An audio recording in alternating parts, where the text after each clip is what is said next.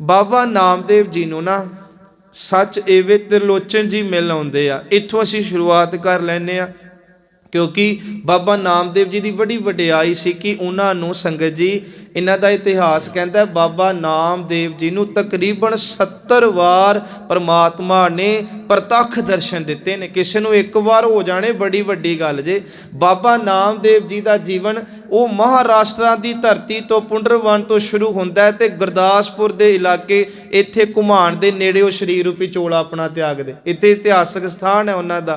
सच्चे पिता जी की बाणी विच बाबा नामदेव जियां दे बचन ने ते बाबा जी दे वडियाई सुन के ना त्रिलोचन जी आए।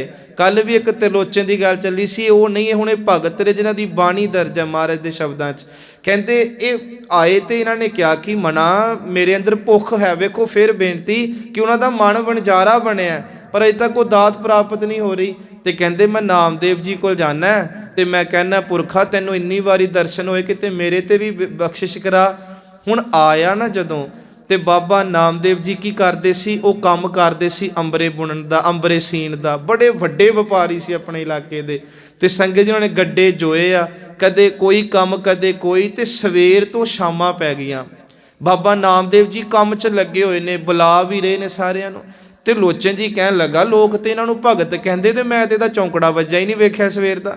मैं तो वेख्या ही नहीं कि रब रब करते होवन ते मैनू कित्थों जोड़ देणगे। ये तो सारी दिहाड़ी माया दे विच धंधियां दे विच पए ने।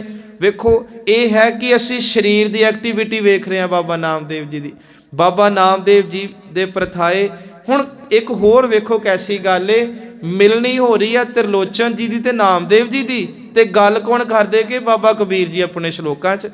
ते कबीर जी अपने श्लोक च गल कह रहे ने कि नामा कह रहा है सच एवे त्रिलोचन जी नामा माया माया मोहया कह त्रिलोचन मीत काए छीपो छाए लो राम ना लावो चीत। चीत शब्द आया इत्थे तां करके दी व्याख्या कि त्रिलोचन जी कह रहे नामदेव जी तानू लोग भगत कहंदे आ, तुसी सारी दिहाड़ी अंबरियां दे दुनिया दे धंधियां च लगे रहंदे हो, रब नाल चित नहीं जोड़दे। हुण बाबा नामदेव जी अगों जवाब दे के कहंदे आ कि देखो सच एवे नामा माया मोहया कह त्रिलोचन मीत काए छीपो छाए लो राम ना लावो चीत। ते बाबा जी अगों जवाब दे के कहंदे ने कि साडे तू बाहर दे इंद्रियावी कर्मां नूं ना वेख, साडे ते उस परमात्मा दी बख्शिश ए होई है। ते नामा कह त्रिलोचना मुख ते राम समाल हाथ पाव कर काम सब चीत निरंजन नाल एक मन एक चित पाए। सतगुरु सच्चे पित ये है गुरमत दी जिहड़ी सानू बख्शिश मिली। गुरमत की है जे कोई तुहानू पुछे तो गुरमत यही है। अक्सर ये बेनती करी दी है संगत कि सिखा तू नाम जप, पर यह भुलेखा कढ़ दी कि परिवार तो वखरा होकर जपना, परिवार च रह के जपना। सिखा तू बाणी पढ़ पर इसे संसार च रह के पढ़। सिखा तू चंगे काम कर इसे समाज च रह के कर। सिखा तू लोड़वंदां दी सेवा कर, सच एवे अपने परिवार नूं ते अपने जिंदगी दे निर्वाह नूं भोगदियां कर। सब कुछ इहदे विच ही रह के करना। जिहड़े भज गए उन्हां दे प्रथाएं ते महर्ज कहंदे आ सच एवे दुनिया दे लोगो मान मुन्नी मुन्नी वर गले मान सबै को खाए। कि ये की फायदा होया संसार नूं छड्डण दा। सतगुरु सच्चे पिता जी कहंदे उहनूं ध्या। हुण नामदेव जी ने जो इन्नी गल कही ना जी कि एक चित ध्या काम करदियां ध्याउणा है। हुण है बड़ा औखा परचा जे साडा ते माफ करिओ नितनेम करदियां भी काम ही चल रहा हुंदा है ते महज ते कह रहे कि काम करदियां तू नाम जप। महाराज जी समझाओ फिर सानू। नामदेव जी नूं ना त्रिलोचन जी कहंदे समझाओ। ते अजकल वैसे भी आ लोहड़ी गई तो बसंत की रोज च बच्चे बड़ियां गुड्डियां डाउंदे ने पतंग। ते बाबा नामदेव जी ने ना 4-5 उदाहरणां दित्तियां जी। रामकली राग च शब्द है चित्त की व्याख्या तो असी केवल इन्हां तुकां नूं लैणा। बाबा नामदेव जी ने ना बिठा लिया क्योंकि फिर बेनती आ मन जगियासू सी, मन वणजारा सी बाबे त्रिलोचन जी का।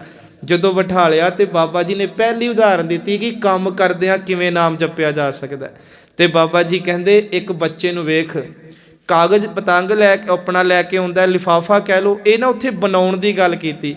कहंदे पहलां वो लैके आया कागज़ नूं कट्टिया वड्डिया उन्हें गुड्डी बनाई ते अंबरी उड़ा ली। हुण जदों पतंग उड़ाउंदे ने बच्चे तुसीं वेखिओ महफल लगी हुंदी है उहदे लागे होर भी हुंदे ने। ਬਾਬਾ ਨਾਮਦੇਵ ਜੀ ਕਹਿ ਰਹੇ ਨੇ ਕਿ ਬੱਚਾ ਇੱਕ ਪਤੰਗ ਉਡਾ ਰਿਹਾ, ਹੱਥ 'ਚ ਉਹਦੇ ਡੋਰ ਹੈ ਤੇ ਨਾਲ ਉਹਦੇ 5-6 ਬੱਚੇ ਉਹਦੇ ਹੋਰ ਨਾਲ ਦੇ ਮਿੱਤਰ ਖਲੋਤੇ ਆ, ਸਾਰਿਆਂ ਨਾਲ ਗੱਲਾਂ ਵੀ ਕਰਦਾ, ਪਰ ਗੱਲਾਂ ਕਰਦਿਆਂ ਕਰਦਿਆਂ ਧਿਆਨ ਉਹਦਾ ਹੱਥ 'ਚ ਫੜੀ ਡੋਰ ਤੇ ਉੱਡਦੇ ਪਤੰਗ ਵਾਲੇ ਕਿ ਕਿਤੇ ਦੂਜਾ ਪਤੰਗ ਪੇਚਾ ਪਾ ਕੇ ਮੇਰਾ ਗੁੱਡਾ ਨਾ ਕੱਟ ਜੇ। ਬਾਬਾ ਜੀ ਕਹਿੰਦੇ ਉਹ ਗੱਲਾਂ ਵੀ ਕਰ ਰਿਹਾ ਤੇ ਪਤੰਗ ਵੀ ਉਡਾ ਰਿਹਾ, ਚਿੱਤ ਡੋਰ 'ਚ। ਤੂੰ ਦੁਨੀਆ ਵਿੱਚ ਰਿਸ਼ਤੇਦਾਰਾਂ ਮਿੱਤਰਾਂ ਸੱਜਣਾ ਮਿੱਤਰਾਂ ਕੋਲ ਬਹਿ, ਪਰ ਤੇਰਾ ਚਿੱਤ ਸਤਿਗੁਰੂ ਦੇ ਸ਼ਬਦ ਵਿੱਚ ਹੋਵੇ। ਇੱਦਾਂ ਮੱਝ ਕਹਿੰਦੇ ਆਨੀ ਲੈ ਕਾਗਜ਼ ਲਿਆਂਦਾ ਬੱਚੇ ਨੇ, ਕਾਟੀ ਲੈ ਗੁੱਡੀ, ਉਹਨੂੰ ਕੱਟਿਆ ਤੇ ਗੁੱਡੀ ਬਣਾਈ ਉਹਦੀ।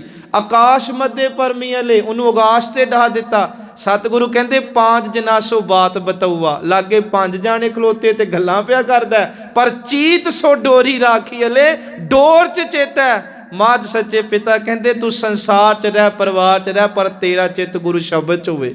ਇਹਦਾ ਭਾਵ ਤੈਨੂੰ ਨੇਮ ਪ੍ਰੇਮ ਚੇਤੇ ਰਵੇ।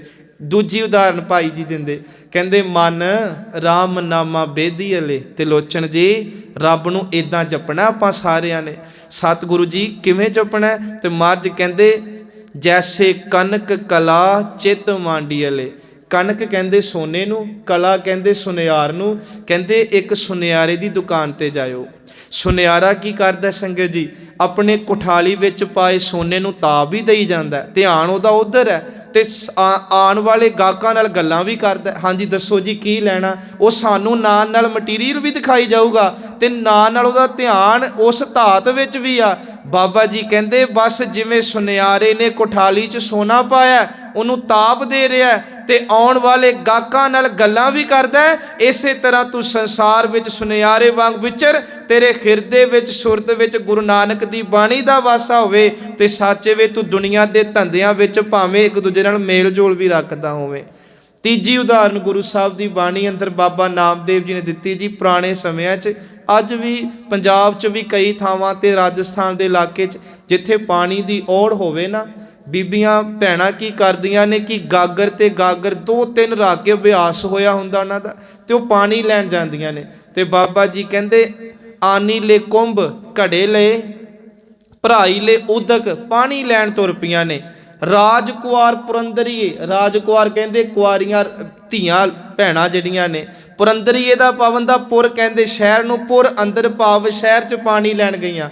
ਕਹਿੰਦੇ ਘੜੇ ਚੁੱਕੇ ਪਾਣੀ ਦੇ ਭਰੇ ਤੇ ਸੱਚ ਐਵੇਂ ਆਪਸ ਦੇ ਵਿੱਚ ਕੀ ਕਰਦੀਆਂ? ਹਸਤ ਵਿਨੋਦ ਵਿਚਾਰ ਕਰਤੀ ਹੈ। ਕਹਿੰਦੇ ਗਈਆਂ ਤੇ ਆਪਸ 'ਚ ਹੱਸਦੀਆਂ ਖੇਡਦੀਆਂ ਆ ਰਹੀਆਂ ਨੇ, ਇੱਕ ਦੂਜੇ ਨਾਲ ਮਜ਼ਾਕ ਕਰਦੀਆਂ ਆ ਰਹੀਆਂ ਨੇ, ਪਰ ਕਮਾਲ ਦੀ ਗੱਲ ਵੇਖੋ, ਇੱਕ ਦੂਜੇ ਨਾਲ ਹੱਸਦੀਆਂ ਨੇ, ਗੱਲਾਂ ਤਾਂ ਕਰ ਰਹੀਆਂ ਨੇ, ਪਰ ਧਿਆਨ ਸਾਰਿਆਂ ਦਾ ਉੱਪਰ ਸਿਰ ਤੇ ਰੱਖੇ ਗਾਗਰ ਪਾਣੀ 'ਚ, ਕਿਤੇ ਪਾਣੀ ਨਾ ਡੁੱਲ ਜੇ। ਮਿਹਨਤ ਨਾਲ ਬੜਾ ਲਿਆਂਦਾ। ਮਾਝ ਸੱਚੇ ਪਿਤਾ ਕਹਿੰਦੇ ਜੇ ਤੈਨੂੰ ਬਾਣੀ ਪੜ੍ਹਨੀ ਆ ਗਈ, ਹੁਣ ਬਾਣੀ ਤੋਂ ਜੀਵਨ ਸਿੱਖ ਕਿ ਜਿਵੇਂ ਧੀਆਂ ਪਾਣੀ ਲੈਣ ਗਈਆਂ, ਗੱਲਾਂ ਵੀ ਕਰ ਰਹੀਆਂ ਨੇ, ਹਾਸੇ ਮਜ਼ਾਕ ਵੀ, ਪਰ ਚਿੱਤ ਗਾਗਰ 'ਚ। ਮੱਝ ਕਹਿੰਦੇ ਤੂੰ ਦੁਨੀਆ ਦੀਆਂ ਖੁਸ਼ੀਆਂ 'ਚ ਰਹਿ, ਪਰ ਖੁਸ਼ੀਆਂ 'ਚ ਰਹਿ ਕੇ ਖੁਸ਼ੀ ਦੇਣ ਵਾਲੇ ਮਿਹਰਬਾਨ ਵਾਹਿਗੁਰੂ ਨੂੰ ਨਾ ਭੁੱਲ। ਇਹ ਦੂਜੀ ਉਦਾਹਰਨ ਦਿੱਤੀ ਜੀ। ਹਸਤ ਵਿਨੋਦ ਵਿਚਾਰ ਕਰਤੀ ਹੈ। ਗੁਰੂ ਜੀ ਕਹਿੰਦੇ ਚੀਤ ਸੋ ਗਾਗਰ ਰਾਖੀ ਅਲੇ, ਉਹਦੇ ਚਿੱਤ 'ਚ ਗਾਗਰ ਹੈ।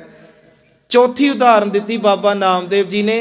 ਕਹਿੰਦੇ ਇੱਕ ਗਵਾਲਾ ਗਊਆਂ ਨੂੰ ਲੈ ਕੇ ਨਾ ਉਸ ਘਰ ਗਿਆ, ਮੰਦਰ ਇੱਕੋ ਹੀ ਆ ਤੇ ਉਹਦੇ 10 ਦੁਆਰੇ ਨੇ, ਤੇ ਉੱਥੇ ਬੜਾ ਹਰਾ ਹਰਾ ਘਾਹ ਏ। ਕਹਿੰਦੇ ਗਵਾਲਾ ਲੈ ਕੇ ਗਿਆ। ਹੁਣ ਕਹਿੰਦੇ ਦੇਖੋ ਇਹ ਬਾਬਾ ਨਾਮਦੇਵ ਜੀ ਪੜ੍ਹ ਸਕਦੇ, ਅਸੀਂ ਥੋੜ੍ਹੀ ਪੜ੍ਹ ਸਕਦੇ ਗਊਆਂ ਦੇ ਮਨ ਨੂੰ। ਕਹਿੰਦੇ ਕਿ ਗਾਈਆਂ ਆਪਣੇ ਕਿੱਲੇ ਤੇ ਬੱਚੇ ਤੇ ਬੱਚੀਆਂ ਪਿੱਛੇ ਛੱਡ ਗਈਆਂ, ਆਪ ਉਹ ਬਹੁਤ ਦੂਰ ਨਿਕਲ ਗਈਆਂ, 10 ਕੋ ਅੱਗੇ ਨਿਕਲ ਗਈਆਂ, ਪਰ ਕਹਿੰਦੇ ਜਿੱਥੇ ਵੀ ਘਾਹ ਖਾਂਦੀਆਂ ਨੇ ਚਿੱਤ ਤੋਂ ਆਪਣੇ ਬੱਚਿਆਂ ਨੂੰ ਦੂਰ ਨਹੀਂ ਕਰਦੀਆਂ, ਕਿਉਂਕਿ ਇਕੱਲਾ ਮਨੁੱਖਾਂ ਨੂੰ ਥੋੜ੍ਹੀ ਮੋਹ, ਉਹਨਾਂ ਨੂੰ ਵੀ ਤੇ ਮੋਹ ਹੈ ਨਾ। ਬਾਬਾ ਜੀ ਕਹਿੰਦੇ ਮਨਾ ਆ ਮੰਦਰ ਏ ਸਾਡਾ ਇੱਕ ਸਰੀਰ, ਇਹਦੇ ਵੀ 10 ਦੁਆਰੇ ਆ। ਸੱਚ ਐਵੇਂ ਕਰਮ ਇੰਦਰੇ ਤੇ ਜਿਹੜੇ 5 ਸਾਡੇ ਗਿਆਨ ਇੰਦਰੇ, ਇਹਨਾਂ ਨਾਲ ਤੂੰ ਨਾ ਪਸ਼ੂਆਂ ਵਾਂਗ ਬਾਹਰ ਜਾ ਕੇ ਆਪਣੇ ਕੰਮ ਕਰ ਜਿਹੜੇ ਤੈਨੂੰ ਬਖਸ਼ਿਆ ਰੱਬ ਨੇ। ਪਰ ਕਹਿੰਦੇ ਜਿਵੇਂ ਗਊਆਂ ਬਾਹਰ ਚਰਨ ਗਈਆਂ, ਘਰ ਕਿੱਲੇ ਵਿੱਚ ਬੱਚਿਆਂ ਤੇ ਧਿਆਨ ਹੈ ਉਹਨਾਂ ਦਾ। ਸੱਚ ਐਵੇਂ ਤੂੰ ਦੁਨੀਆ ਦੇ ਕੰਮ ਕਰ ਰੱਜ ਕੇ, ਪਰ ਮੱਝ ਕਹਿੰਦੇ ਤੇਰਾ ਧਿਆਨ ਵੀ ਗੁਰੂ ਸ਼ਬਦ ਦੀ ਕਮਾਈ ਵੱਲ ਹੋਵੇ, ਇਸੇ ਤਰ੍ਹਾਂ ਤੇਰੇ ਲੋਕ ਸੁਖੇ ਤੇ ਪਰਲੋਕ ਸੁਹੇਲੇ ਹੋਵਣਗੇ। ਉੱਥੇ ਬਾਬਾ ਜੀ ਕਹਿੰਦੇ ਮੰਦਰ ਏਕ ਦੁਆਰ ਦਾ ਸਜਾਕੈ, ਗਊ ਚਰਾਵਣ ਛਾਡੀ ਅਲੇ, 5 ਕੋਸ ਪਰ ਗਊ ਚਰਾਵਤ, ਚੀਤ ਸੋ ਬਛੜਾ ਰਾਖੀ ਅਲੇ। ਅਖੀਰਲੀ ਪੰਜਵੀਂ ਉਦਾਹਰਨ ਬਾਬਾ ਨਾਮਦੇਵ ਜੀ ਨੇ ਉਹਨਾਂ ਮਾਵਾਂ ਦੀ ਦਿੱਤੀ ਆ ਜਿਨ੍ਹਾਂ ਮਾਵਾਂ ਦੇ ਘਰ ਸੰਗਤ ਜੀ ਔਲਾਦ ਹੋਵੇ ਨਾ ਤੇ ਉਹ ਕੀ ਕਰਦੀਆਂ ਨੇ, ਘਰ ਦੇ ਪੰਘੂੜੇ 'ਚ ਰੱਖ ਦਿੰਦੀਆਂ ਬੱਚੇ ਨੂੰ, ਆਪ ਘਰ ਦੇ ਕੰਮ ਕਰਦੀਆਂ ਨੇ। ਵੇਖੋ ਇਹ ਬਾਣੀ 'ਚ ਉਦਾਹਰਨਾਂ ਆਈਆਂ। ਗੁਰੂ ਸਾਹਿਬ ਜੀ ਨੇ ਕਈ ਵਾਰੀ ਨਾ ਸਵਾਲ ਕੀਤੇ ਮਸ਼ਕੀਨ ਜੀ ਨੂੰ ਕਿ ਜੀ ਬਾਣੀ ਤੇ ਬਾਰ-ਬਾਰ ਉਹੀ ਗੱਲਾਂ ਰਿਪੀਟ ਕਰਦੀ ਆ, ਸਾਡੇ ਵੀ ਕਿਤੇ ਮਨ 'ਚ ਜ਼ਰੂਰ ਗੱਲ ਖੜਕਦੀ ਹੋਵੇਗੀ ਆ। ਨਹੀਂ ਸਾਧ ਸੰਗਤ ਜੀ, ਜ਼ਿੰਦਗੀ ਦੇ ਅੰਦਰ ਹਰ ਗੱਲ ਰਿਪੀਟ ਹੋ ਰਹੀ ਆ ਤੇ ਜਿੱਦਣ ਜ਼ਿੰਦਗੀ ਰਿਪੀਟ ਹੋਣੀ ਬੰਦ ਹੋ ਗਈ ਉਦਣ ਸੰਸਾਰ ਵੀ ਨਹੀਂ ਰਹਿਣਾ ਤੇ ਆਪਾ ਵੀ ਨਹੀਂ ਰਹਿਣਾ। ਤੇ ਮਸ਼ਕੀਨ ਜੀ ਪਹਿਲੀ ਉਦਾਹਰਨ ਨਹੀਂ ਪਤਾ ਕਿਹੜੀ ਦਿੰਦੇ ਰਹੇ, ਜਿਹਨੇ ਸਵਾਲ ਕੀਤਾ ਜੀ ਬਾਣੀ ਤੇ ਉਹੀ ਬਾਰ-ਬਾਰ ਪਪੀਏ ਦੀਆਂ ਗੱਲਾਂ, ਮਿਰਗ ਦੀਆਂ ਗੱਲਾਂ, ਮਰ ਜਾਣਾ, ਨਾਮ ਜਪੋ।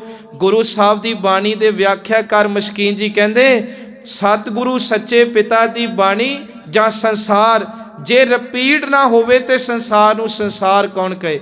ਅਸੀਂ ਸਵਾਸ ਲੈਂਦੇ ਆ ਨਾ, ਕਦੇ ਅਸੀਂ ਕਿਸੇ ਨੇ ਮਿਹਣਾ ਮਾਰਿਆ ਮੇਰੀ 40-50 ਸਾਲ ਉਮਰ ਹੋ ਗਈ, ਉਹੀ ਸਵਾਸ ਬਾਹਰ ਆ ਰਹੇ, ਬਾਰ-ਬਾਰ ਉਹੀ ਆ ਰਹੇ, ਕੁਝ ਨਵਾਂ ਕਿਉਂ ਨਹੀਂ ਹੁੰਦਾ।